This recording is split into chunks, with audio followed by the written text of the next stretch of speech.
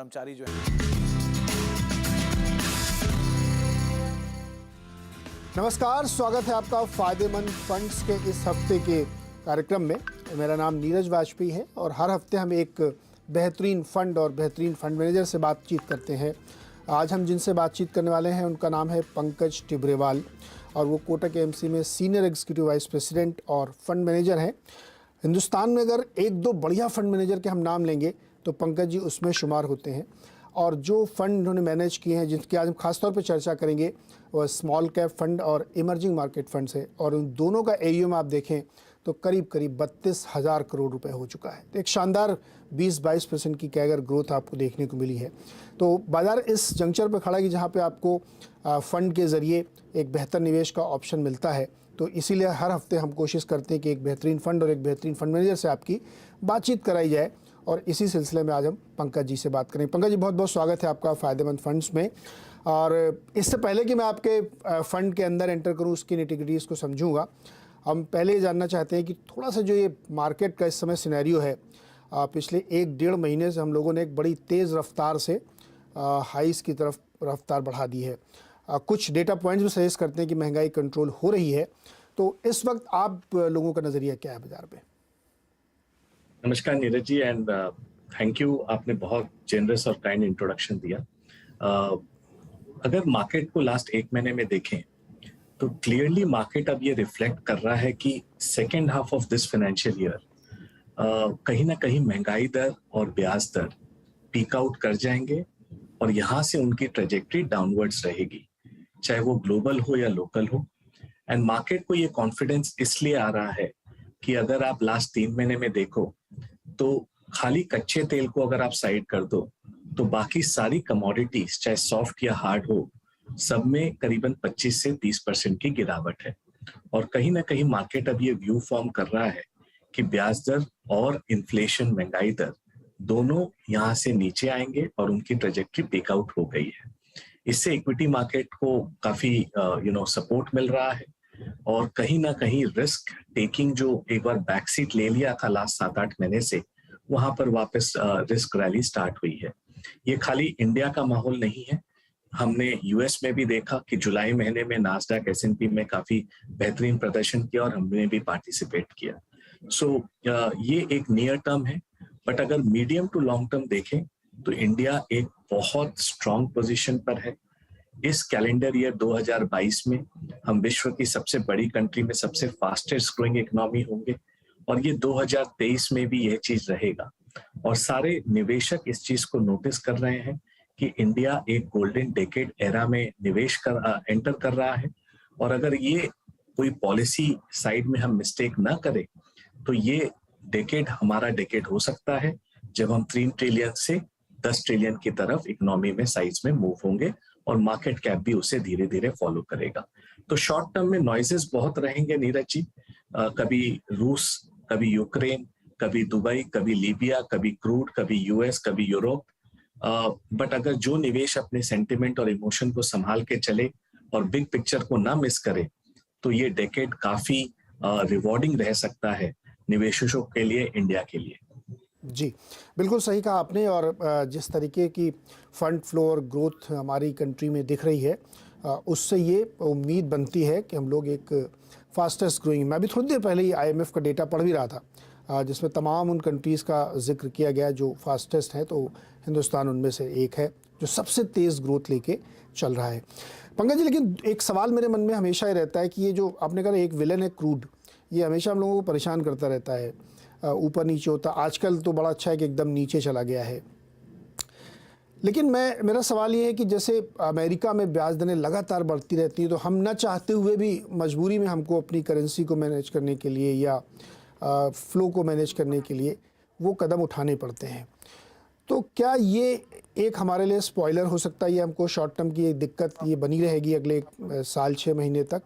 और दूसरा इससे जुड़ा सवाल है कि क्रूड जो है, जिस तरीके से दुनिया भर में जियोपॉलिटिकल तनाव बढ़ा हुआ है, आपको लगता है कि 100 के नीचे रहेगा ये?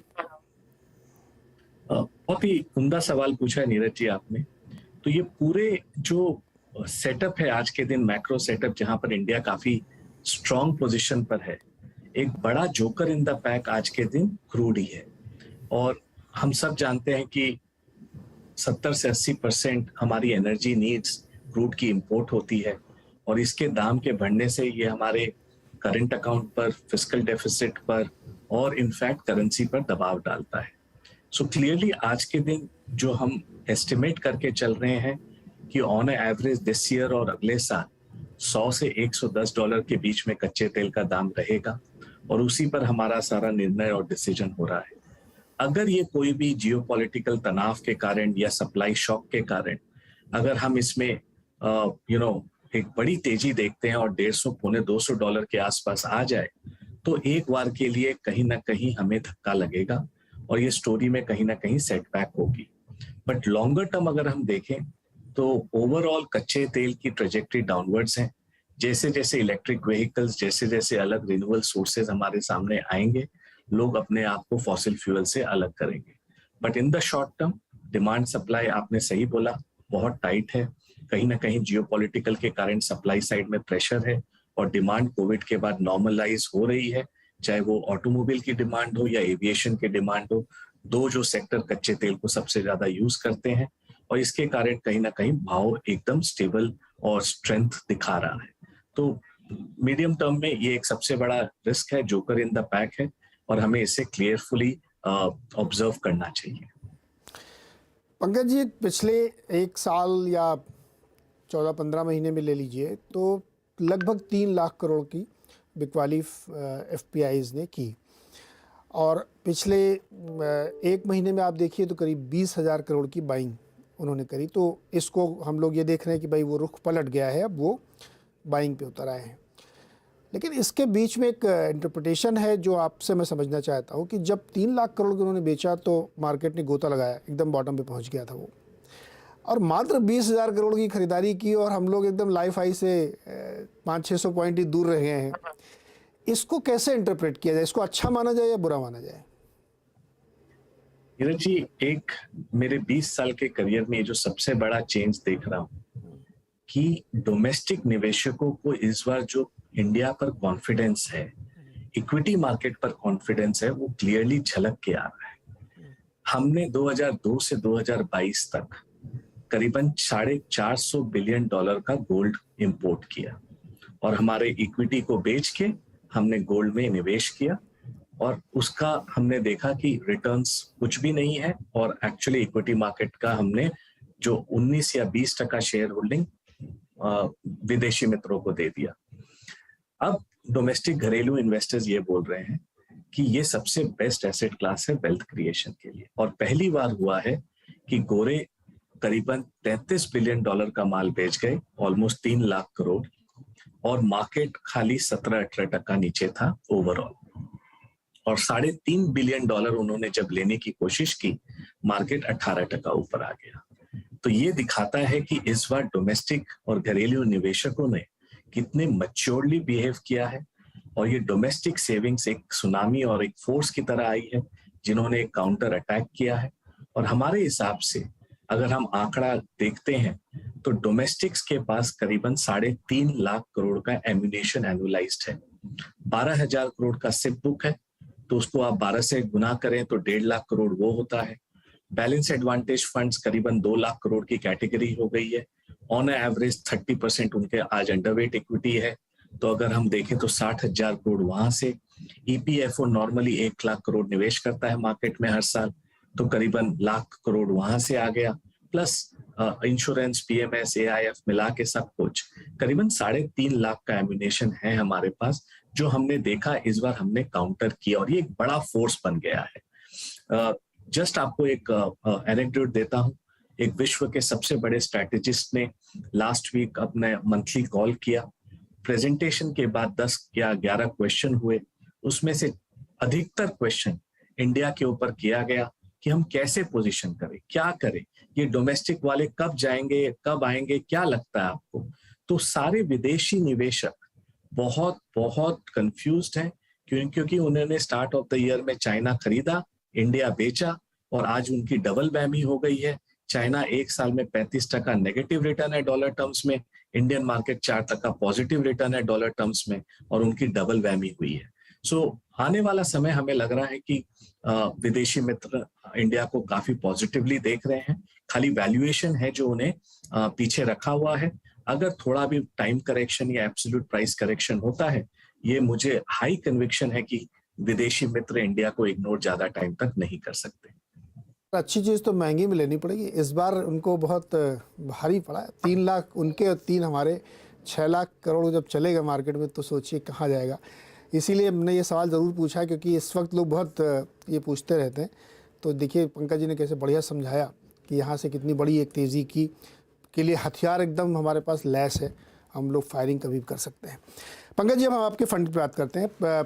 जो स्मॉल कैप फंड है, ज़्यादातर लोग या बहुत सारे लोग ये सोचते हैं, जो यंगस्टर्स हमारे सोचते हैं कि उनको बढ़िया रिटर्न मिले, ज़्यादा मिले। और आमतौर पर देखा गया है कि जो ग्रोइंग स्टॉक होते हैं, जो छोटे वाले स्टॉक होते हैं, उसमें बहुत बढ़िया पैसा बनता है।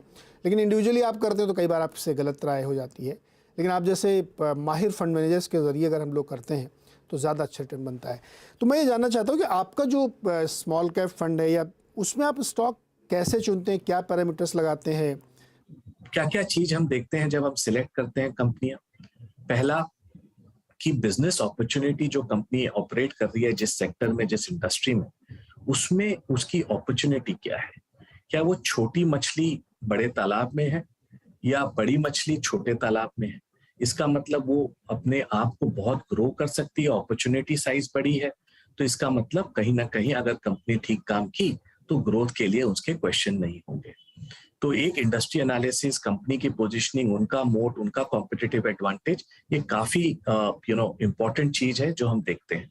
सेकंड, हमने क्या देखा है कि आप इंडिया में आप बिजनेस कर लो, वैल्यूएशन देख लो, फोरेंसिक अकाउंटिंग सब कर लो, लेकिन अगर मैनेजमेंट अच्छी नहीं है, लीडरशिप अच्छी नहीं है, तो नीरज जी आप वो अच्छी कंपनी को भी धीरे धीरे खराब होता देखते हैं। और यहाँ पर हम काफी टाइम स्पेंड करते हैं अंडरस्टैंडिंग कि मैनेजमेंट कैसा है। और हमारा ये स्ट्रॉन्ग कन्विक्शन है कि leopards don't change their stripes. अगर कोई आदमी खराब है और नीयत उसकी खराब है, तो छोटे टाइम में वो अपने को मार्केट के मोमेंटम में बदलता है, लेकिन उसकी नीयत में अगर खोट है तो वो कभी नहीं बदलेगा। और ये ग्राउंड लेवल से हमें फीडबैक मिलता है, उनके इकोसिस्टम से फीडबैक मिलता है, उनके एक्स एम्प्लॉइज से फीडबैक मिलता है, डिस्ट्रीब्यूशन चैनल पार्टनर से मिलता है कि कंपनी की वर्किंग कैसी है, कंपनी का प्रमोटर्स का पैशन कैसा है, इंटीग्रिटी कैसी है। तो ये आर्ट और साइंस कंबाइंड है, जहां हम काफी ग्राउंड लेवल की रिसर्च करते हैं। थर्ड, हम देखते हैं कि वैल्यूएशन कैसा है। और फोर्थ, हम देखते हैं कि भाई पीएनएल तो सब सही है, लेकिन कंपनी असली में बैलेंस शीट और कैश फ्लो पर कैसा है। और यहाँ हम एक मंत्रा जो फॉलो करते हैं कि top line is vanity, bottom line is sanity, और cash in bank is reality. आप कितनी भी अपनी रेवेन्यू ग्रो कर लो, अगर वो प्रॉफिट ने नहीं बदले तो उस रेवेन्यू का कोई मतलब नहीं, और उस प्रॉफिट का कोई मतलब नहीं अगर वो कैश फ्लो में नहीं पकड़े, रोकड़े में नहीं बदले। तो ये हम क्लियरली उसको रिवॉल्व करके देखते हैं कि लास्ट 5-10 साल में इस कंपनी ने कैश फ्लो कैसे मैनेज किया है, बैलेंस शीट कैसे मैनेज किया है, और कोई भी साइकिल अगर मंदी की आई तो ये अपने आप को सरवाइव कर पाएंगे कि नहीं। और ये पूरा चीज कॉम्बिनेशन करके फिर हम लिक्विडिटी देखते हैं स्टॉक में, और अपॉर्चुनिटी साइज देखते हैं, और हम फिर उस कंपनी में निवेश करते हैं। बिल्कुल परफेक्ट है सर, क्योंकि अब मैं अभी अमृत महोत्सव के मौके पर केवी कामत जी से बात कर रहा था, तो ऐसे ही मैंने उनसे सवाल पूछा कि आजकल ये नए ज़माने में बहुत सारे लोग कंपनी लेके आ रहे हैं, बना रहे हैं, तो उन्होंने कहा कि वैल्यूएशन के पीछे मत भागिए, वैल्यू क्रिएट करिए, वैल्यूएशन अपने आप मिलेगा। कुछ चीज़ें आपको उस तरह से प्लान करनी चाहिए। तो ये अभी बहुत बहुत ही अच्छे समझाया पंकज जी ने। एक छोटा सा ब्रेक लेते हैं कुछ सेकंड्स का, लौट के आते हैं तो फिर हम थोड़ा सेक्टर्स पे उतरेंगे कि इस समय क्या अच्छा लग रहा है, किस दिशा में जा रहे हैं लोग, उस पर बातचीत होगी।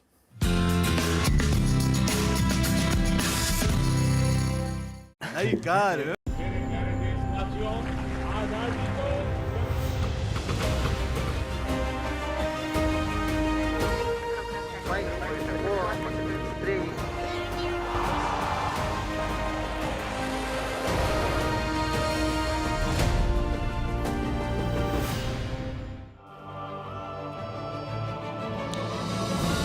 अमृत मंथन में आज हम बातचीत करेंगे देश की अर्थव्यवस्था के बारे में। किस तरह से बीते 75 साल में भारतीय अर्थव्यवस्था ने ग्रो किया है, किस तरह से वो शेप अप होते हुए दिखाई पड़ी है। भारतीय अर्थव्यवस्था जो कि आज दुनिया की 5वीं सबसे बड़ी अर्थव्यवस्था के तौर पर शुमार है, लेकिन 1947 में स्थिति नहीं थी। 1947 स्थिति आपके सामने है, जबकि 2.7 लाख करोड़ रुपए भारतीय अर्थव्यवस्था का एक जीडीपी साइज होता था। 35 करोड़ के आसपास की आबादी थी, लेकिन वहां से जो सफर है वो जरूर काबिल तारीफ है। करीब 236.65 लाख करोड़ रुपए के आसपास का आज जीडीपी का नंबर है, जबकि देश की आबादी करीब 140 करोड़ के आसपास पहुंच चुकी है। तो बीते 75 साल में ये जो आंकड़ों में फेरबदल हुआ है, ये रातों रात नहीं हुआ है। इसके अंदर एक काफी बड़ा चेंज आता हुआ दिखाई पड़ा है। डिकेड्स के जरिए कुछ नंबर्स आपकी स्क्रीन पर आते हुए दिखाई पड़े हैं, कैसे फेरबदल इन आंकड़ों के अंदर होता हुआ देखा है। 1950 3060 करोड़ डॉलर के आसपास भारतीय जीडीपी का साइज होता था, और ये वो दौर था जबकि भारतीय अर्थव्यवस्था कई सारी दिक्कतों से गुजर रहा था। पार्टीशन होकर चुका था और साथ ही साथ अर्थव्यवस्था के अंदर कई सारे टर्मोइल्स थे, धीरे धीरे स्टेबल हो रही थी। 1960 तक आते आते 0.04 लाख करोड़ डॉलर का ये नंबर पहुंचता हुआ दिखाई पड़ा, यानी कि रफ्तार तो आई, लेकिन रफ्तार उतनी तेज नहीं थी जो 1970 तक आते आते थोड़ी और बढ़ी। 0.09 लाख करोड़ डॉलर के आसपास ये नंबर पहुंचा, और 1980 तक आते आते 0.19 लाख करोड़ डॉलर तक ये नंबर आता हुआ दिखाई पड़ा।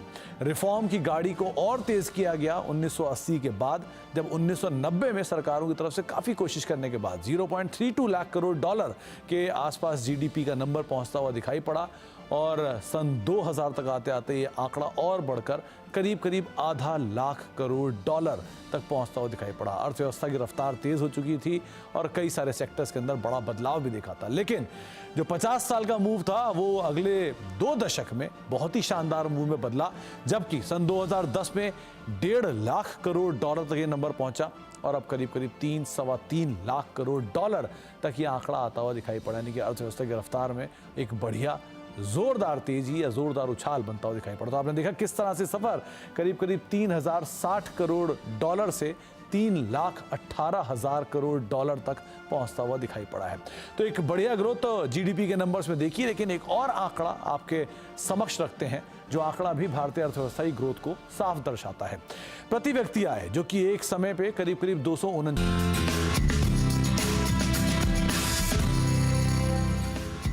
स्वागत है एक बार फिर से आपका फायदेमंद फंड्स में, और आज हम बातचीत करें पंकज टिब्रेवाल से, जो हिंदुस्तान के जाने माने फंड मैनेजर हैं। अब मैं पंकज से ये जानना चाहता हूं कि सेक्टर्स कैसे चुने, नए नए आइडियाज़ लोग लेके आ रहे हैं, जहां पे इमर्जिंग आइडियाज़ हैं या पहले से हैं लेकिन अभी कंपनी छोटी है और बड़ी होने की संभावना रखती है। पंकज जी कैसे चुनते हैं सेक्टर या थीम? अब तो ये बात करते हैं कि आने वाले 3-5 साल में क्या सेक्टर हमें लगता है कि अच्छा कर सकते हैं। और नीरज जी, आपके और आपके दर्शकों को मैं 2 मिनट ये एक्सप्लेन करना चाहता हूं कि ये बड़ी पिक्चर जो अभी अनफोल्ड हो रही है इंडिया में, उसे मिस ना करें। हमें एक बहुत बड़ी चेंज दिख रही है 10-11 साल के बाद इंडिया के मैन्युफैक्चरिंग सेक्टर में। हम जिस भी कंपनी से बात कर रहे हैं अलग अलग सेक्टर्स में, पहली बार प्रमोटर्स, एंटरप्रेन्योर्स इतने ऑप्टिमिस्ट हैं कि भाई हम फॉर्चुनेट है कि इंडियन मैन्युफैक्चरिंग के साथ जुड़े हुए हैं।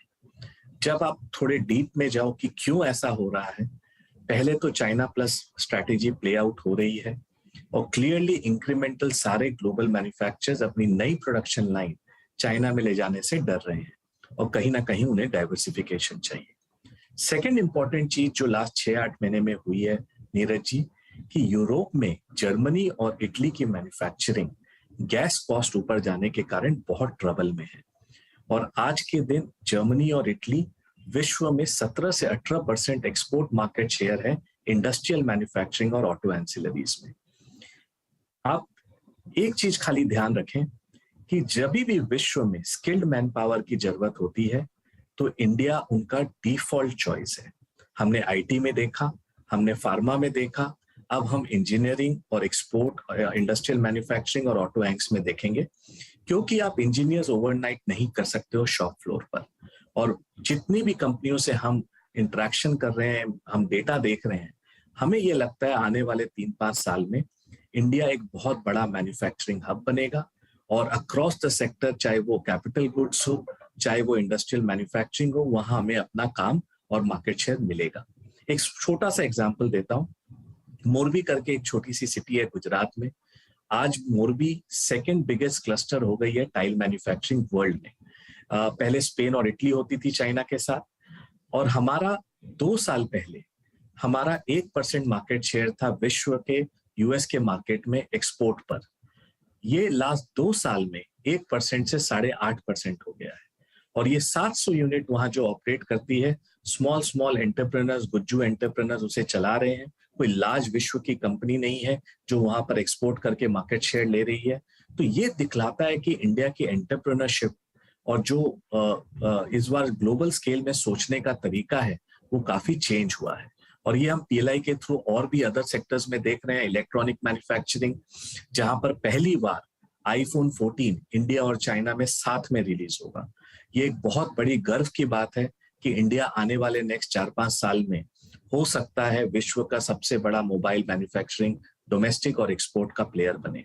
तो काफी सारी चीजें manufacturing on the ground change हो रही है, जो हमें लगता है कि एक बड़ा थीम आने वाले समय में बन सकता है, जिसे हम capital goods, manufacturing companies, engineering companies के थ्रू प्ले आउट कर सकते हैं। सेकेंड थीम हमें जो अच्छी लग रही है वो है रियल एस्टेट। और रियल एस्टेट में हमें लग रहा है ये 3 से 5 साल का अपसाइकिल है, अभी 1.5 साल ही गया है। और इसके इर्द गिर्द जितनी कंपनियां हैं, चाहे वो टाइल्स हो, प्लाईवुड हो, सीमेंट हो, मैट्रेस हो, कंज्यूमर ड्यूरेबल हो, वो सारे का डिमांड अच्छा रहेगा जब ये एलिफेंट मूव करता है। तीसरी प्राइवेट सेक्टर फाइनेंशियल्स, वो काफी वैल्यूएशन में करेक्ट हो गई है, और वो भी एक सेक्टर है जो काफी स्ट्रांगली पोजिशन्ड है। इंडिया की बैलेंस शीट कॉर्पोरेट इंडिया की आज बेस्ट शेप पर है। और फोर्थ, जहां हमें लग रहा है कि एक सिक्लिकल अपटर्न है, वो है ऑटो सेक्टर, जहां पर 5 साल से वो एक सेक्टर दबा हुआ था, और अब इंक्रीमेंटली डिमांड काफी तेजी से आ रही है, और supply chain issues sort out हो रहे हैं, सेमीकंडक्टर इश्यूज सॉर्ट आउट हो रहे हैं, चिप इश्यूज सॉर्ट आउट हो रहे हैं। उसके कारण हमें लगता है कि नेक्स्ट 2-3 साल ऑटो सेक्टर के लिए भी बेहतरीन रहना चाहिए। सो ये एक तरीके से पोर्टफोलियो की पोजिशनिंग है। इंडस्ट्रियल, कैपिटल गुड्स, मैन्युफैक्चरिंग कंपनियां, सेकेंड आपकी होम इंप्रूवमेंट कंपनियां रियल एस्टेट को खेलने के लिए, third private sector financial banks, और फोर्थ अगर आप देखें तो ऑटो और ऑटो एंसिलरीज, और फिफ्थ सीमेंट, जहां पर हमें लगता है कि आने वाले नेक्स्ट 2-3 साल काफी बेहतरीन रह सकते हैं। बिल्कुल, बहुत विस्तार से बताया आपने कि और किन किन सेक्टर से पोर्टफोलियो कंस्ट्रक्ट हुआ है इन दोनों ही फंड्स का। एक लास्ट क्वेश्चन पंकज जी, बड़ी कंपनियां नए नए आइडियाज़ लेके लोग आते हैं, स्काई रॉकेटिंग वैल्यूएशंस पे, और पता नहीं उन्होंने मेरे कंपनी ये तरीके बदल दिए कि आप वैल्यूएशन कैसे करेंगे कंपनी का।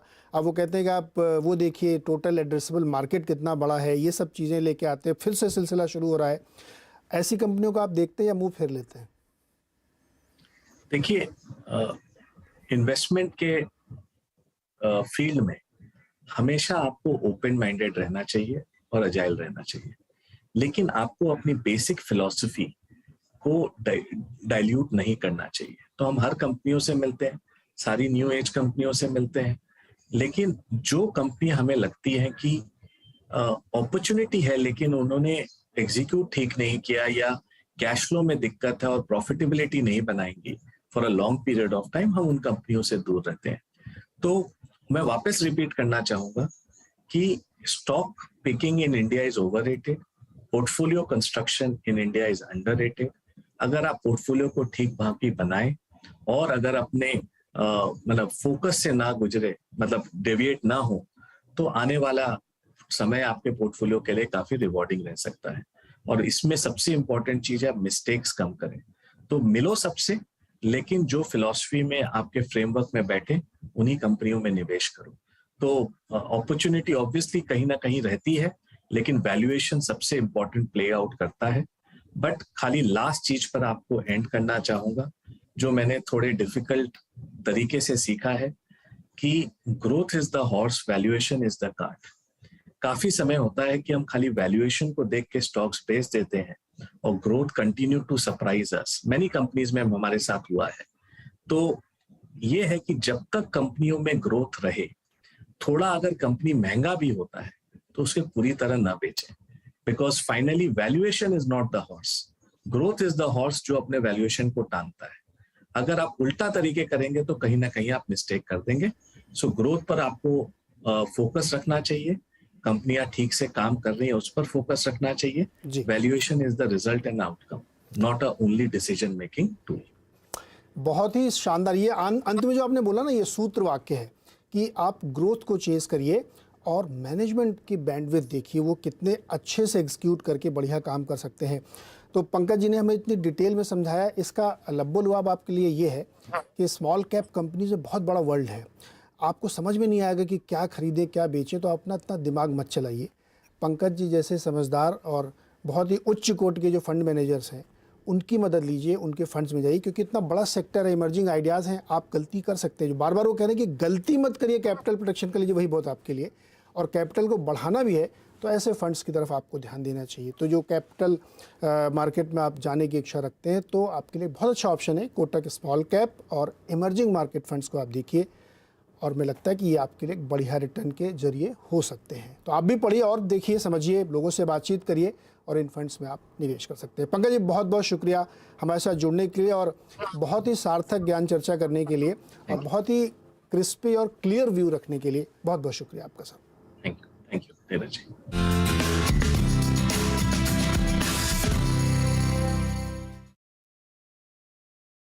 नमस्कार जी।